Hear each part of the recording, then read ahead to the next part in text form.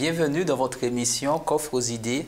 Aujourd'hui, nous poursuivons notre étude autour du livre de Luc avec Emeline, Yvelise, Edwina, Carole et Charles.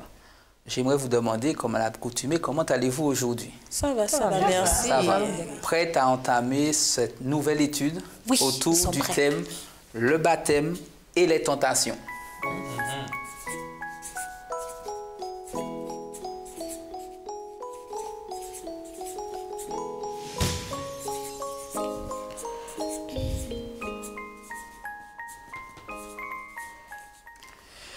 Il y a un texte de référence associé à ce thème d'étude qui se trouve dans Luc 3, le verset 22. Je demanderai à un volontaire de nous lire ce texte. Luc 3, le verset 22. Yvelise. Le Saint-Esprit descendit sur lui sous une forme corporelle comme une colombe, et une voix se fit entendre du ciel. Tu es mon fils bien-aimé, je mets en toi toute ma joie. À quelle occasion cette phrase a-t-elle été prononcée? Lors du baptême de Jésus. Lors du baptême de Jésus. Parlez-moi un peu de ce baptême. Comment se passe-t-il? Quels sont les protagonistes? Pourquoi Jésus se fait baptiser? Déjà, il y a une chose. L'élément qu'on voit dans cette histoire, que Jésus va se faire baptiser par Jean. Mais au départ, par Jean le Baptiste, mais Jean refuse de le baptiser. Parce que Jean sait qui est Jésus. Et Jésus est obligé de lui rappeler que lui, Jean-Baptiste, et lui, Jésus, ont une mission. Et il faut que Jésus, obligatoirement, passe par les eaux du baptême pour donner l'exemple. Alors, Charles met en évidence la mission de Jean-Baptiste et de Jésus. Est-ce qu'il y a une différence entre la mission de Jean-Baptiste et celle de Jésus? Oui, mais bien sûr. Vous dites tout à fait. Quelle est-elle? Parlons d'abord de Jean-Baptiste. Quelle était la mission de Jean-Baptiste? Vous oubliez?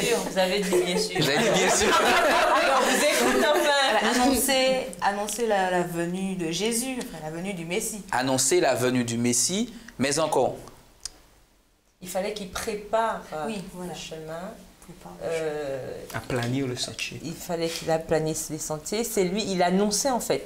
Jean-Baptiste avait été le précurseur. C'est lui qui avait annoncé que le Messie venait et il criait à plein gosier. Dans le désert, partout, nous dit la Bible. Donc, il avait vraiment fait à fond ce travail d'annonce. Et forcément, il ne faut pas oublier non plus que Jean-Baptiste était le cousin de Jésus.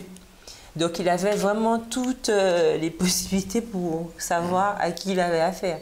Donc, il est clair que Jean-Baptiste n'aurait jamais pensé que Jésus viendrait à lui pour se faire baptiser, alors que c'est lui le Messie. D'accord.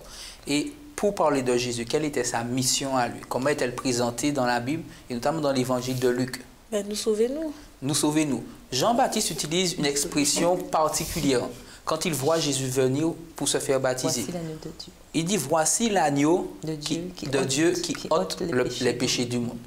Il identifie Jésus comme celui qui est venu pour pouvoir recréer ce lien entre Dieu et les hommes, leur proposer une solution au péché. Mais pourquoi, puisque le baptême de Jean était celui de la repentance, parce que son message était « Repentez-vous, le royaume des cieux est proche », pourquoi Jésus a-t-il autant insisté pour se faire baptiser? Déjà là, on voit, on répondre à la question, dans ta question d'un élément, pourquoi Jean refusait?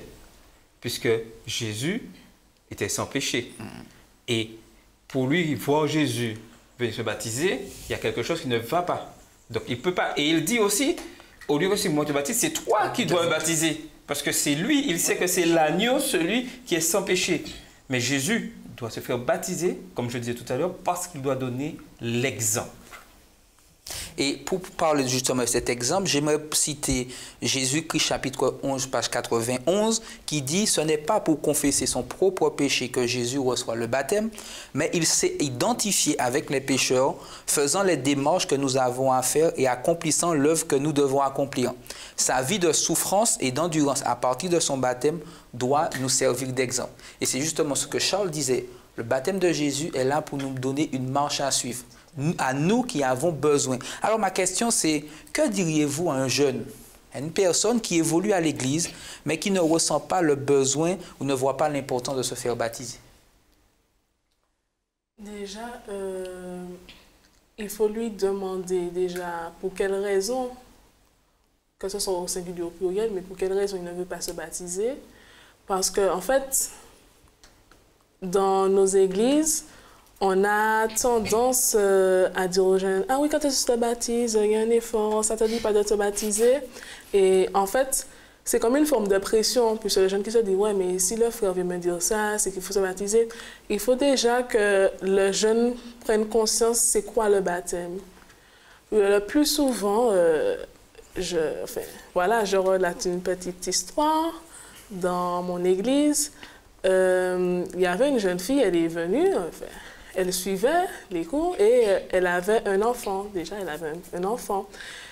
Et elle a eu cet enfant-là avec un jeune de l'église. Donc, la sœur m'a dit, oui, elle vient à l'église, voilà, je lui ai acheté des vêtements. Et je vois que la jeune est très attentive, elle vient tout le temps. Et il y avait un effort. Et elle me dit, tu sais, ma chérie va se baptiser et tout. Je lui ai dit, tu es sûre? Est-ce qu'elle est sûre? Parce que ça veut dire que moi, je suis quelqu'un, je ne sais pas que j'analyse les gens, mais selon les comportements, je vois si elle a pris cette décision vraiment parce qu'elle a compris qu'elle doit accepter Jésus comme son sauveur personnel. Et en fait, je me suis dit, mais t'es sûre? Elle veut pas, est-ce qu'elle ne se baptise pas parce qu'elle pense que ton fils sera avec elle et tout? Elle m'a dit, non, non, non, elle est sûre, elle va se baptiser. Donc moi, en tant que jeune chrétienne de l'Église, je l'ai encouragée, puisque c'est mon rôle. Mon rôle n'est pas de lui demander « Est-ce que tu es sûre ?» Mon rôle est de, bon, voilà, tu as pris la décision. Voilà, c'est sa démarche. Et puis, le jeune homme est parti en France, faire ses études et tout. Et elle s'est baptisée, la fille. Et puis, quelques semaines plus tard, la sœur me dit « Je t'ai appelé plusieurs fois, tu répondais pas au téléphone, je t'ai appelé plusieurs fois. » Quand elle m'a appelée, elle était presque en pleurant, quoi. Elle m'a dit, tu sais, ma chère a quitté, ça n'intéresse plus de venir à l'église. Parce qu'en fait, tu avais raison. Elle s'est baptisée parce qu'elle pensait que mon fils allait faire la démarche de rester avec elle parce qu'ils avaient eu un enfant ensemble. C'est ça, sa démarche. Et ce qu'il faut faire comprendre aux jeunes, c'est que le baptême n'est pas un jeu. Le baptême, c'est... Tu as compris pourquoi... non seulement tu as compris pourquoi il faut te faire baptiser, mais tu as compris pourquoi tu acceptes Jésus comme ton sauveur personnel. Et le jeune, par exemple, pour retourner à ta question, le jeune, sincèrement, face à ça, je n'aurais pas de réponse pour dire trancher, voilà. Parce que sincèrement, je ne pourrais pas lui dire non plus, lui faire des reproches. Mais tu sais, il faut que tu te baptises parce que s'il t'arrive quelque chose et tout. Et pour terminer, il y a un jeune, je me rappelle, il est venu chanter et il avait pris la décision, écoutez bien, la décision de se faire baptiser. Et quand il est retourné chez lui le jour, le bus a eu un accident et il est mort. Et on m'a posé la question, j'étais aux éclaireurs, et on m'a posé la question, d'après vous, est-ce que ce jeune sera sauvé? Parce que le jeune, en fait, avait pris la décision. Sincèrement, je n'ai pas pu répondre, puisque, comme j'ai dit à la sœur, je ne peux pas répondre à ce type de questions. C'est seul Dieu qui sait. Mais la sœur a précisé comme il a pris la décision. Moi, j'ai dit, ma sœur, c'est seul Dieu qui sait. Je ne peux pas te dire s'il sera sauvé ou pas. Maintenant, c'est vrai que nous devons, lorsque des personnes manifestent le désir de se faire baptiser, de manifester publiquement qu'ils souhaitent suivre Christ, nous devons, comme tu dis, les encourager dans cette démarche. Prier avec elles, les accompagner. Parfois, le chemin de la décision est très difficile à prendre. Edwina, tu voulais dire? Donc, concernant nos jeunes, un jeune qui se baptise, c'est merveilleux. Mais qu'un baptême, c'est pratiquement comme un engagement. En fait c'est un engagement avec Dieu. C'est comme un mariage. Tu vas te marier parce que tous mes amis se sont mariés. Donc... il faut qu'on ait conscience de ce que l'on fait, que c'est un engagement permanent avec Dieu, etc. Donc aussi, il faut encourager nos jeunes, lui faire comprendre que ce qu'il fait, ce n'est pas un jeu, mais aussi après le baptême, que, comme nous dit le thème, il y aura des tentations. Donc il faut que aussi on sache épauler nos jeunes, en fait leur accorder du temps. En fait, ceux qui sont plus... par exemple, moi, après mon baptême, j'ai eu une tutrice. Donc, c'est elle qui me soutient au niveau spirituel, elle me donne des conseils, etc. Ce n'est pas que je manque de foi, mais qu'elle a déjà connu plus de choses, etc. Elle me donne des conseils parce que nous savons en tant que jeune, même en tant qu'adulte même, mais autant que, en fait, moi étant une jeune, pardon, donc nous serons tentés par plusieurs choses de la vie. Comme les jeunes, il y a la drogue, il y a les relations sexuelles, il y a les petits copains non chrétiens, etc. Donc, il faudra un petit peu encourager, non seulement avant, mais surtout après, parce que c'est après que viennent les tentations, les complications, etc. Charles? Alors, rapidement, tu as posé une question très importante. Qu'est-ce qui pourrait attirer le jeune vers le baptême? De la même manière, Jésus a donné l'exemple. Il faut que nous qui soyons beaucoup plus grands, beaucoup plus d'expérience, que nous donnons aussi un exemple vis-à-vis du baptême.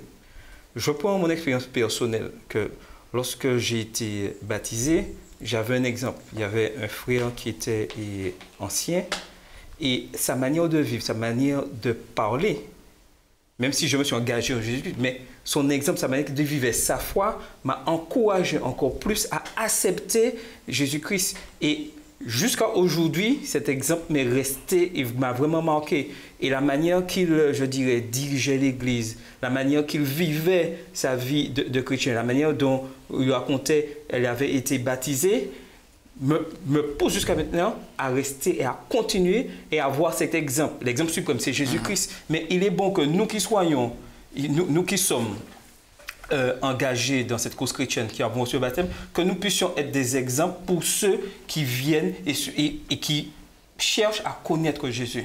Et c'est ça l'expérience que Jésus, je pense que disait, et avec Jean, disait, il faut que je passe par les eaux de baptême parce qu'il faut que je montre à tous ce qu'il faut faire. Avec toi, mais il y a certains jeunes qui ne trouvent pas d'exemple chez les frères.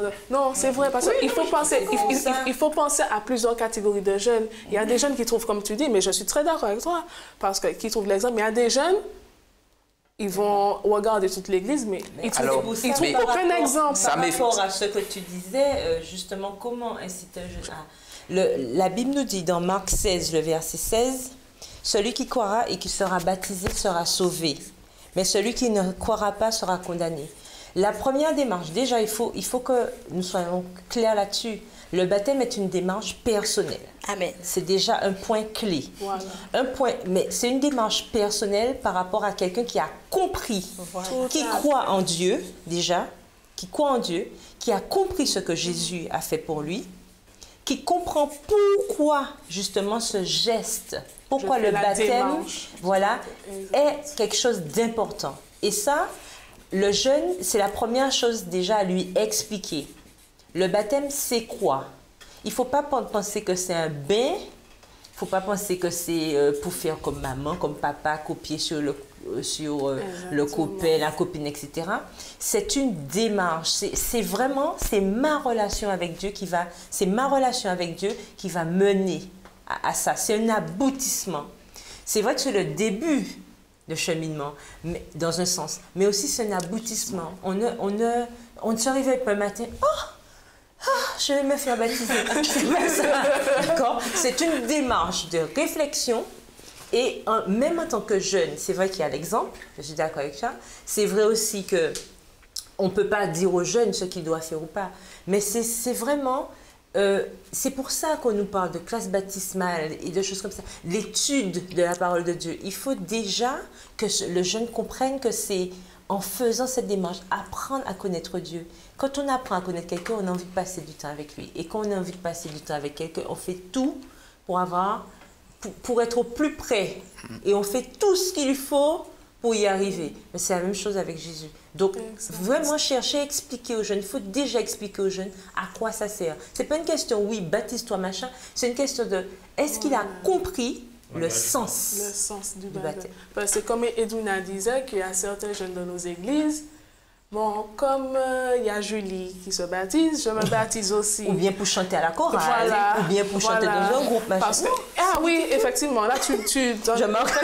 Non, mais ce que tu as dit, c'est vrai, parce que des fois, dans nos églises, pour être sous la chair, il faut être baptisé. Donc, voilà. Donc, parfois, juste pour ça, et aussi, il y a un truc qu'il ne faut pas faire. J'ai remarqué ça beaucoup. Par exemple, je ne sais pas, je trouve quelqu'un, un homme, je ne sais pas d'où, qui n'est pas de notre communauté chrétienne. Et parfois, il peut se baptiser parce qu'il veut être avec moi. Et après, je vois que... vice-versa. Oui, ou vice-versa, homme ou femme. Et puis après, je vois que finalement, c'était pour moi.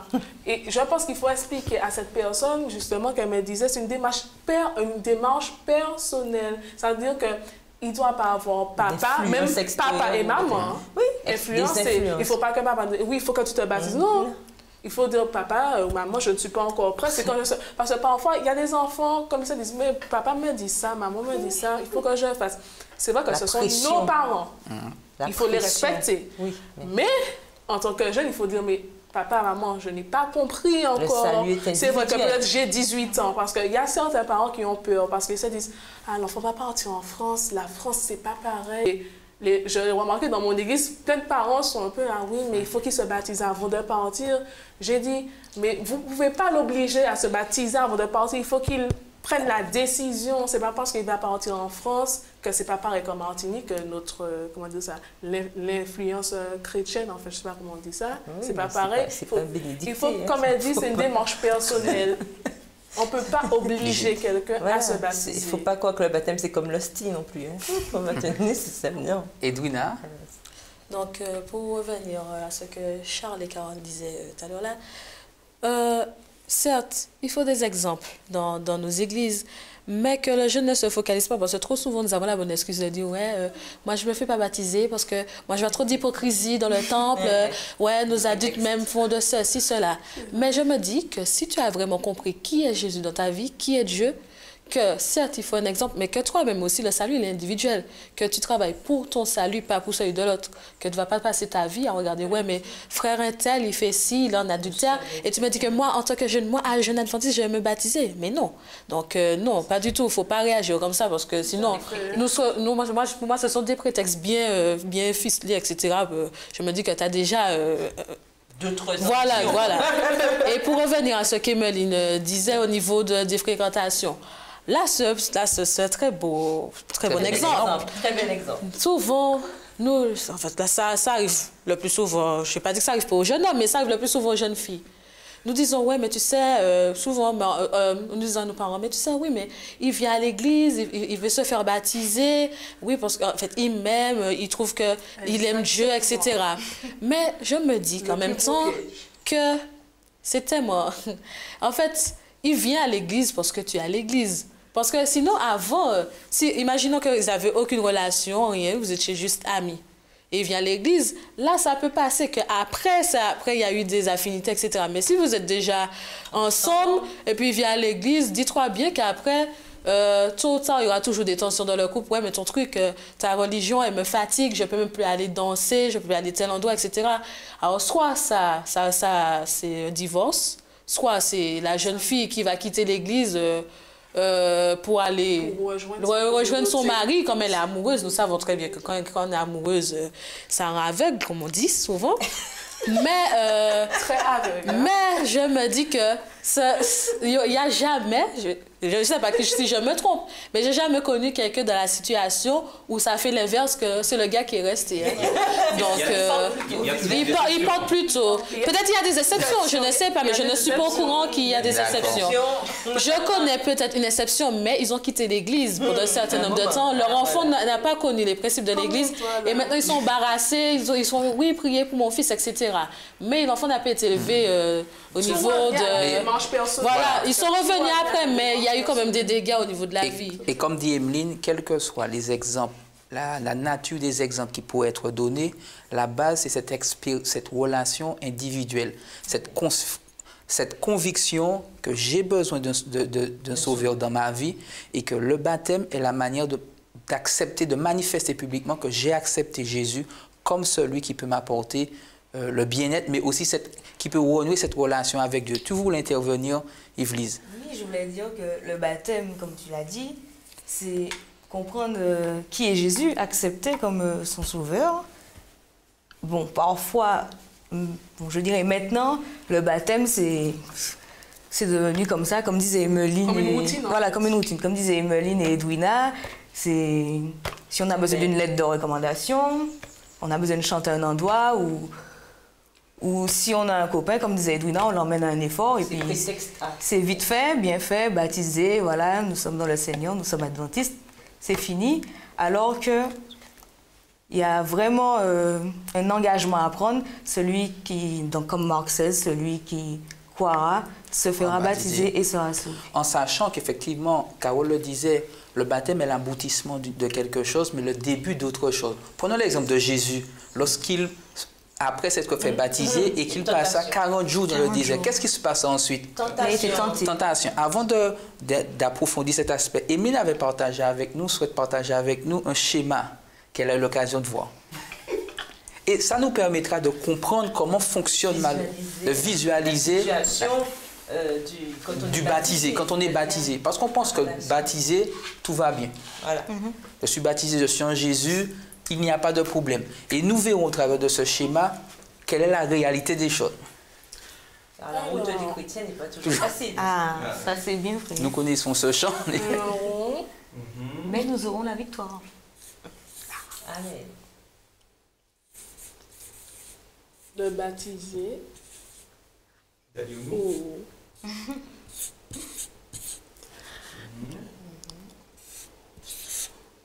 Dieu le plus important.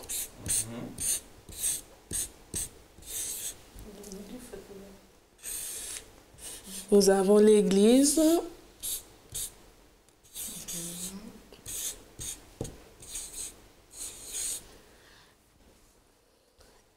Et en même temps,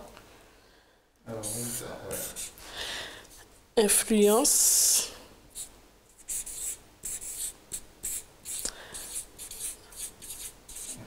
Et puis, le plus mauvais. Oh. Mais ouais, les tentations. les deux sont mauvais. Les tentations. Tentation. Il y a de bonnes influences. Ben nous y viendrons justement, Edwina. Oui, c'est pour ça que je n'ai pas précisé bonne ou mauvaise influence, en fait. Puisqu'il y a les deux. Quand on sait l'acharnement que Satan met afin de faire chuter ceux qui ont choisi de marcher avec Dieu. Parce que le baptisé est celui qui accepte Dieu dans sa vie, mais qui est aussi en relation avec l'Église, avec les autres qui ont accepté Christ. Luc 4, versets 1 à 13, mais que nous ne lirons pas, que j'invite ceux qui nous écoutent, ainsi que vous à le lire à la maison. Luc 4 qui parle de la tentation de Jésus. Lorsque nous voyons ce schéma, qu'est-ce qu'il nous indique? Qu'est-ce qu'il soulève chez nous comme réflexion?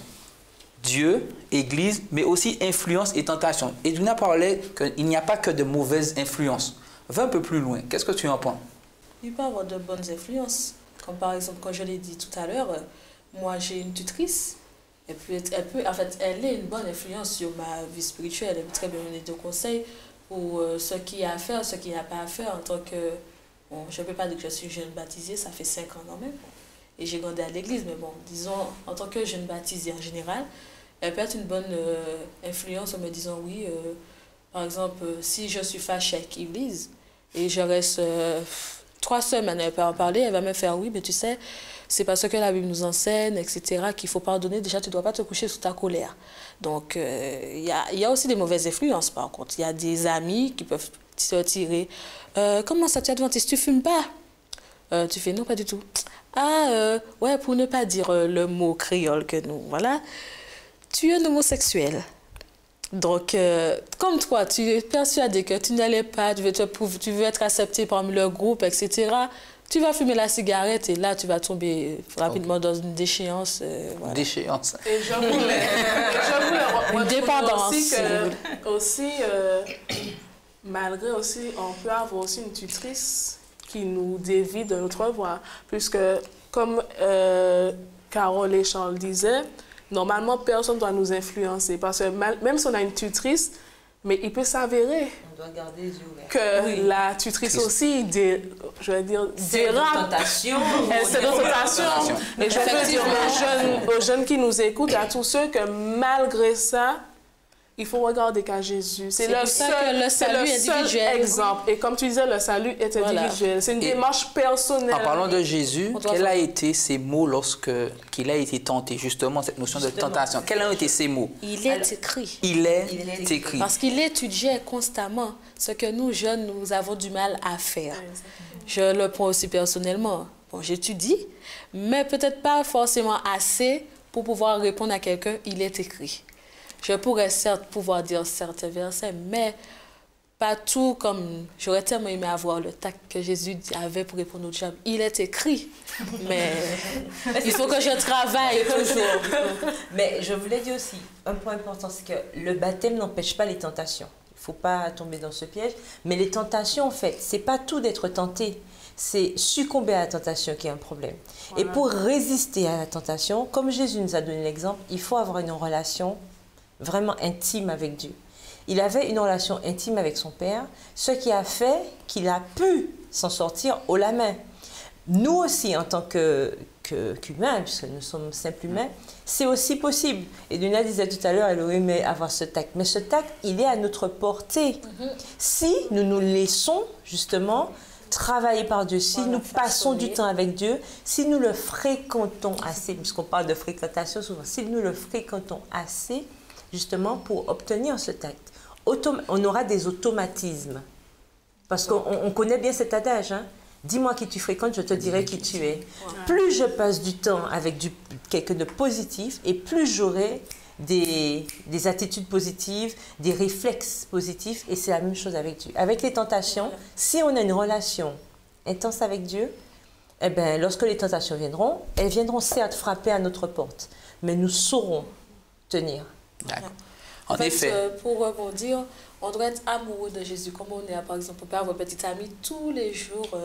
On va attendre le message.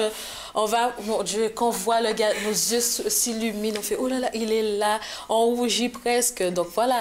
Donc, c'est qu'on devrait avoir une relation comme ça avec Dieu, quoi. Être pressé, pas. Trop souvent, nos jeunes nous disent « Ouais, mais qu'est-ce que je vais dire dans ma prière ?» En fait, tu dois parler à Dieu. Tu dois parler à Dieu comme si tu parles avec toi, un ami, etc. Parce que Dieu est notre ami, notre frère, notre père. Donc, tu parles normalement. Tu peux même lui dire que tu n'es pas fort. Tu peux lui dire que tu n'es pas contente par rapport à telle chose. Tu vas faire « Oui, Seigneur, tu sais, je suis déçue. » Tu fais « Oui, Seigneur, j'étais déçue cette journée, etc. Ça s'est mal passé. » Trop souvent, nous avons des prières tellement bien formulées. « Seigneur, merci pour la bonne nuit que tu m'as fait passer. » Alors que tu n'as pas passé forcément une bonne nuit. Donc, il faut que tu sois comme un ami. Tu ne vas pas dire à mon ami « Ouais, j'ai bien dormi. » Alors, la première chose que tu dis, tu sais, je fais un cauchemar. J'ai rêvé de telle chose. En fait, on doit avoir une relation avec Dieu comme si c'est quelqu'un qu'on parle. Il ne faut pas qu'on fasse comme si ce petit robot, comme on doit prier, qu'on doit prier, on prie pour prier. Mais il faut prier. En tant que jeune, c'est en acceptant Jésus qu'on devient tenté.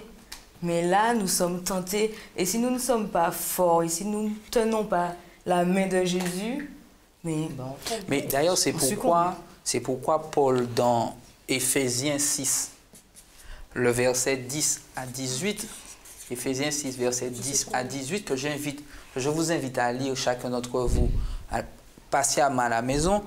Paul nous invite à combattre au quotidien et nous rappelle que la lutte vis-à-vis du diable et de tout ce qu'il met en œuvre pour nous emmener à pécher contre Dieu, à mettre de côté notre relation avec Dieu, ça doit être une lutte au quotidien. Et comme vous le faisiez remarquer, c'est cette connexion avec Dieu chaque jour, cette relation constante avec lui, ces moments particuliers que chacun d'entre nous passerons avec lui, qui nous permettront de pouvoir rester forts et de pouvoir dire avec beaucoup d'aisance, Edwina, il est écrit. Voilà, parce que j'aurais suffisamment passé de temps dans la Bible, dans l'étude de la parole, pour pouvoir savoir que voilà ce que Dieu veut, que la marche de celui du baptisé est celle d'une personne qui progresse chaque jour avec Dieu et pouvoir dire non, je ne peux pas le faire parce que Dieu l'a demandé. Est-ce que c'est notre volonté aujourd'hui, alors que nous mettons un terme à cette étude, de pouvoir être des personnes véritablement engagées, véritablement fortes, mais pour le faire, il faut que nous puissions prendre